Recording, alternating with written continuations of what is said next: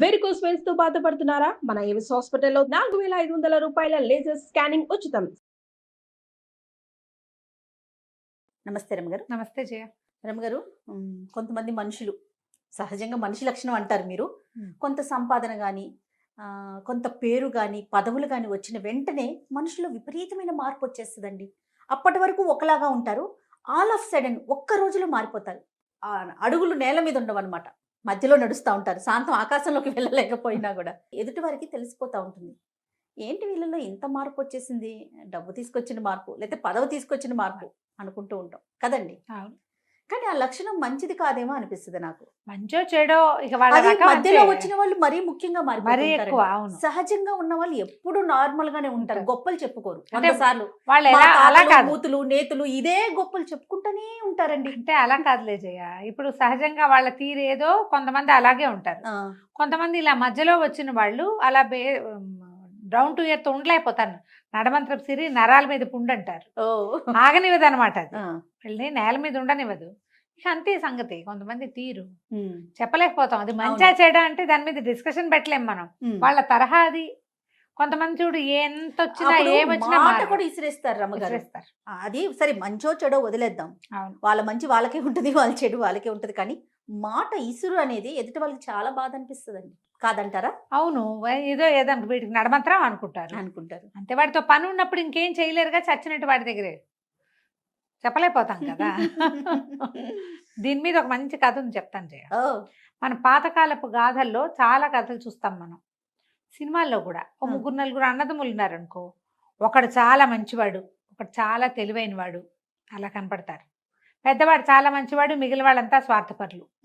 లేదా పెద్దవాళ్ళంతా అదో రకంగా ఉంటారు, ఆఖరి వాడు చాలా బుద్ధిమంతుడుగా ఉంటాడు. వాడు బేసిక్ చెడ్డవాడిగా కనపడతాడు, కానీ చివరికి వాడు మంచివాడిగా టర్న్ అయ్యి కనపడతాడు.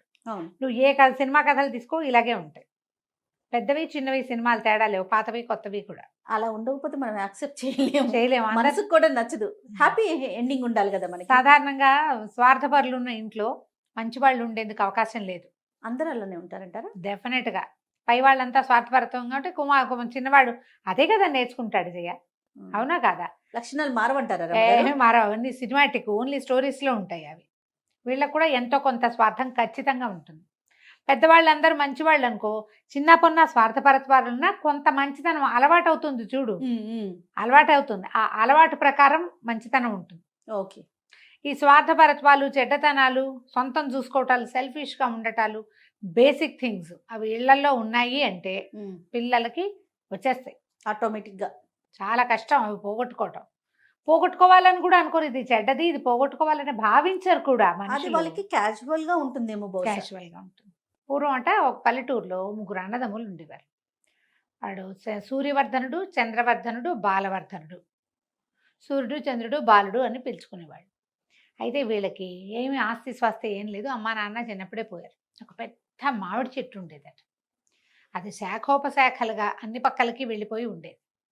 అయితే వీళ్ళు ఏం చేశారట, కొంచెం పెద్దవాళ్ళు అయ్యాక, అంతకుముందు నాన్న ఉండగా ఏదో పెంచి పోషించేవాడు, చిన్న పనులకు వెళ్ళేవాళ్ళు. సీజన్లో కొంచెం మార్చి, మన ఏప్రిల్ ఫిబ్రవరి నుంచి మామిడి చెట్టు విపరీతంగా కాసేదట. కొమ్మల్ని పంచుకున్నారు. ఈ వైపు కొమ్మలు నీవి, ఈ వైపు కొమ్మలు అవి, ఆ వైపు కొమ్మలు వాడివి అని.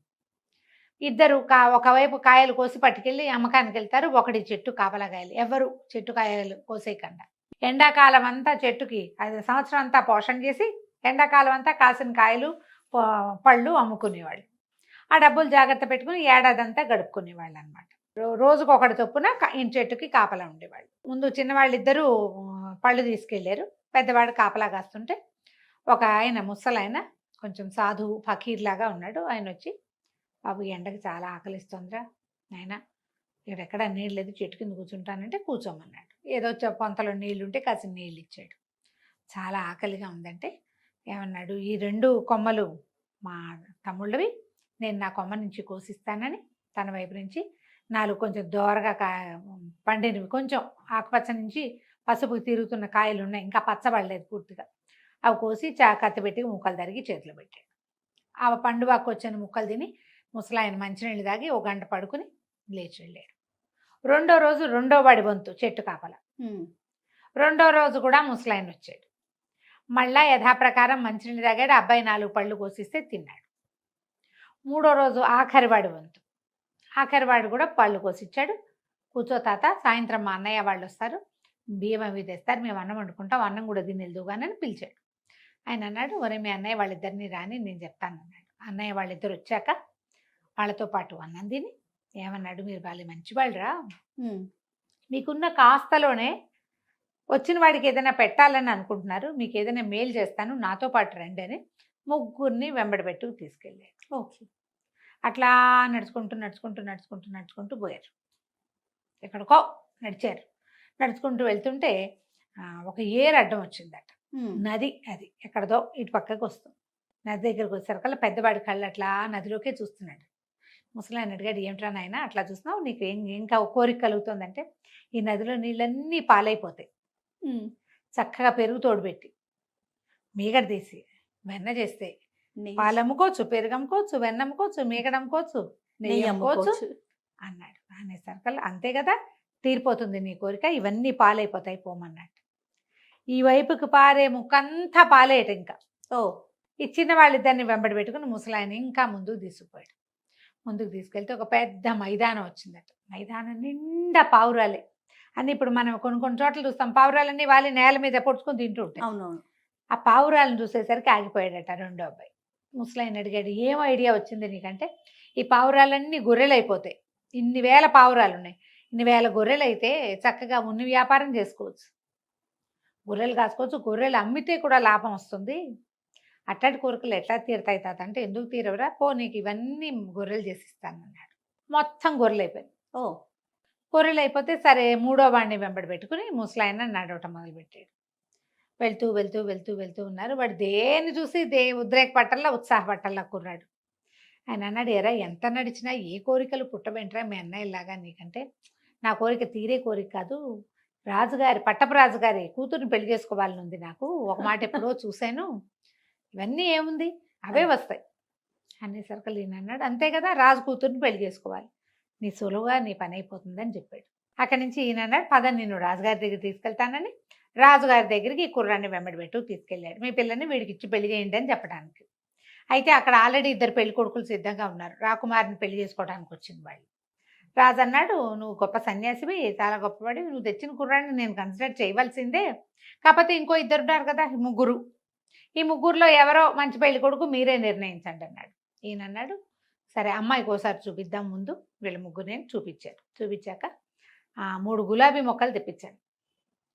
3 మీద ముగ్గురు పేర్లు రాద్దాం, చెట్టుకో చీటీ కడదాం, దానికి పేరు ఉంటుంది. ఆ చెట్లని రాకుమారితోటి పాతి పెట్టించండి. రేపు ఉదయం ఏ చెట్టు పువ్వు పూస్తుందో వాడికి ఈ అమ్మాయి నుంచి పెళ్లి చేయాలి, అప్పుడు అమ్మాయి జీవితం బాగుంటుంది. రాజుగారికి ఏంటంటే తనకంటే పెద్దవాడికి పెళ్లి చేసే ఉద్దేశం లేదు, కూతుర్ని ఇవ్వడం ఇష్టం లేదు, ఎవరో ఒకడు కొంచెం యోగ్యుడైన వాడికి ఇచ్చి రాజ్యానికి రాజు అవుతాడు వాడు. ఓకే. సరే ఏమైంది, 3 గులాబీ చెట్లు తెప్పించారు, రాజకుమారితోటి ముగ్గురు పేర్లు రాయించి కట్టించారు, తర్వాత గొప్పలు తవ్వి రాజకుమారితోటి మొక్కలు నాటిపించారు. తెల్లవారేసరికల్లా ఈ సన్యాసి గారి మహత్యంతో ఈ బాలవర్ధనుడు ఉన్నాడు కదా, అతను పేరు రాసున్న చెట్టుకి గులాబీ పువ్వు పూస్తుంది. రాజుగారు ఒప్పుకొని బాలవర్ధనుడికి ఇచ్చి పెళ్లి చేశారు. అయితే ఆ రాజ్యంలో రూల్ ఏంటంటే, ఇట్లా కొత్తగా పెళ్ళయి రేపొద్దున రాజ్యానికి రావాల్సిన వాళ్ళు 5 సంవత్సరాలు అడవిలో బతకాలి. ఒక ఇల్లు కట్టించి ఇస్తారు, కందమూలాలు తవ్వుకుంటూ అడవిలో జంతువులను వేటాడుకుంటూ ఏదైనా చేసుకుంటే వ్యవసాయాన్ని ఓపిక కొద్దీ చేసుకోవచ్చు. రాజకుమారుడు రాజకుమార్తె వాళ్ళిద్దరే ఉండాలి, అదే భార్యాభర్త. వీళ్ళని అడవికి పంపేశారు పెళ్ళైన 16వ రోజున. సరే కొంతకాలం గడిచిన తర్వాత ఈ ముసలాయన ఏం చేశాడు, ఈ ఫకీర్ గారు మా పెద్దవాడి దగ్గరికి వెళ్ళాడు. అక్కడ మంచి బ్రహ్మాండంగా ఉంది బిజినెస్, మామూలుగా లేదు వ్యవహారం. పాలు కాచేవాళ్ళు కాస్తున్నారు, తోళ్ళు పెట్టేవాళ్ళు పెడుతున్నారు, మజ్జిగలు జిలికేవాళ్ళు, వెన్నలు తీసేవాళ్ళు, నెయ్యి కాగబెట్టేవాళ్ళు, ఆ నేతిని డబ్బాల్లో పోసి అమ్మేవాళ్ళు, బోల్డని బళ్ళు, వ్యవహారం. ఎంత డబ్బు వచ్చిందో అంత డబ్బే అక్కడ. ఈ వస్తువులన్నిటితో పాటు పాలు బై ప్రోడక్ట్స్తో పాటు డబ్బు. సరే నేం చేశాడు, అందరినీ పలకరించుకుంటూ పోయి ఆ పెద్దవాడైనటువంటి సూర్యవర్ధనుడిని, ఏరా నాయనా బాగున్నావా ఏమిటి అనేసరికల్లా, ఓ బ్రహ్మాండంగా ఉన్నాను, చాలా బిజీగా ఉన్నాను, ఇప్పుడు నీతో మాట్లాడలేను అన్నాడు. నా మాతో మాట్లాడదురా, 4 చెంబులు మజ్జిగ ఇప్పించు, చిక్కటిది మజ్జిగ తాగాలని ఉందన్నాడు. అనేసరికల్లా వీడన్నాడు, మజ్జిగ ఎక్కడ ఉంటుంది, ఏముండదు, అంతా బయటికి వెళ్ళిపోతుంది, మజ్జిగ అంతా బయటికి వెళ్ళిపోతుంది, పైగా చిక్కటి మజ్జిగ అసలు దొరకదు, ఇప్పుడు చేయి ఖాళీ లేదు, నువ్వు పైకి వెళ్ళిరా, ఖాళీయే లేదు మాకు అనేసరికల్లా ఈయన అన్నాడు, అదేమిటి ఈ పాలది ఎక్కడి నుంచి వచ్చింది? అతనే కదా ఇప్పించింది. నువ్వు అంత ఆగలేనితనం వచ్చిందా నీకు అంటే, ఇందులో ఆగలేనితనం ఏముంది, మజ్జిగ ముంతలతోటి తీసి ఇక్కడ పెట్టాం, కుండలతోటి చేస్తాం, కుండ బయటికి వెళ్ళిపోతుంది అమ్మకానికి. మజ్జిగ చేస్తారు, వెన్న తీసేస్తారు, మజ్జిగ అమ్మకానికి వెళ్ళిపోతుంది. నీకోసం ఒక చిన్నగిన్నెడు యువతలు పెడితే అప్పుడు ఏదైనా 4 ముంతలు ఇవ్వగలను, నా వల్ల కాదు, అవన్నీ ఇవ్వలేను నేను, నాకు ఇప్పుడు పైగా చేయి ఖాళీ లేదు, నువ్వు వెళ్ళిరామనగానే ముసలాయన అన్నాడు, నీకు ఆగలేనితనం వచ్చేసిందిరా, నువ్వు హాయిగా నువ్వు మామిడి చెట్టు కాపలా కాసుకుని కాయలు కోసుకునే రోజుల్లోనే మంచివాడివిగా ఉన్నావు, నువ్వు అక్కడికే వెళ్ళిపోని కమండలం నుంచి నీళ్లు తీసి చల్లాడు. చల్లంగానే పాలు లేవు, పాలకడలి లేదు, మజ్జిగ లేదు, కుండలు లేవు, మనుషులు లేరు, ఏమీ లేదు, సమస్తం వెనక్కి వెళ్ళిపోయింది. మామిడి చెట్టు దగ్గర ప్రత్యక్షం అయిపోయాడు పెద్దవాడు. అయిపోయింది. ఈయన రెండో వాడి దగ్గరికి నడిచి వెళ్ళాడు. వెళ్ళేసరికి రెండో వాడు చాలా ఉత్సాహంగా ఉన్నాడు. గొర్రెలు మామూలుగా ఎడారి నిండా ఉన్నాయి కదా, ఆ మైదానం నిండా దానికి త్రిబులైనాయి. గొర్రెలు ఊరుకుంటాయి ఏమంటే, ఏడాదికో 2 ఏళ్ళకో పిల్లల్ని పెట్టవు, ఎన్ని గొర్రెలో. మంచి ఉన్ని తీసేవాళ్ళు, నేసేవాళ్ళు, కంబళ్ళు నేస్తున్నారు అక్కడ. కంబళ్ళు నేసి పై దేశాలకు కూడా పంపిస్తున్నట్టు వాడు.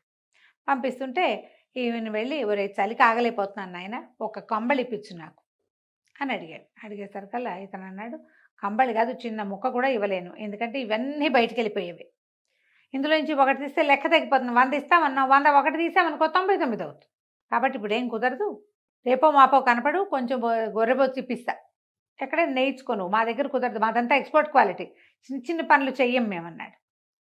పాత కంబళి ముక్క కూడా ఇవ్వలే ఆయనకి.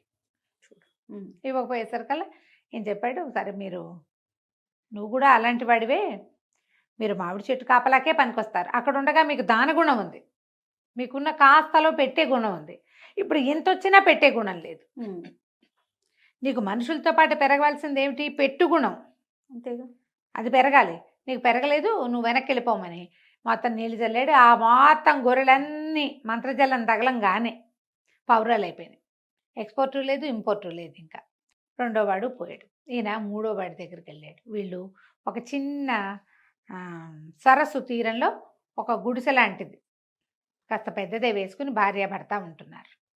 వీళ్ళని చూడంగానే వాళ్ళు ఏం చేస్తున్నారు, కందమూలాలు దుంపలు తవ్వుకుని ఉడకబెట్టుకుంటారు, కొద్దిగా ఊసబియ్యం అవి దొరుకుతాయి అడవిలో, ఏదో కొంచెం వండుకుంటారు, రకరకాలు చేసుకోలేరు, పనివాళ్ళు గినివాళ్ళు లేరు. ఈ ఫకీరు ఈయన వృద్ధుడు వచ్చేసరికల్లా, వచ్చావో తాత, ఎంతకాలం అయింది నిన్ను చూసని ఆ కుర్రాడు బాలవర్ధనుడు ఎదురొచ్చాడు. ఆ అమ్మాయి కాళ్ళకి నీళ్ళు తెచ్చి ఇచ్చింది, ఆకలిస్తుందంటే సరే మేము వండుకున్నాం, మాతో పాటే తిందుగాను నువ్వని. ఇక మళ్ళీ వండల, వాళ్ళ దాంట్లోనే చెరుకో సగము పెట్టి ఈయనకి కాళ్ళు విసుగుతూ పక్కన కూర్చున్నారు.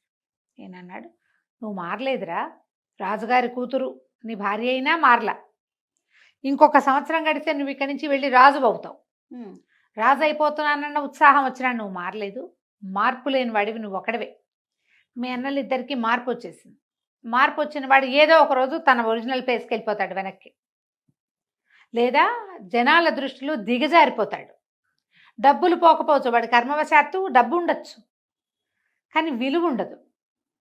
వాళ్ళు డబ్బులు పోగొట్టుకున్నారు, విలువ పోగొట్టుకున్నారు. సాధారణంగా మన దగ్గర ఏమవుతుంది, డబ్బేం పోగొట్టుకోరు, నడమంత్రం వచ్చిన వాళ్ళకి డబ్బులు గిబ్బులు పోవు, కానీ ప్రజల దృష్టిలో విలువని కోల్పోతారు, ప్రేమ ఆదరణ తగ్గిపోతుంది.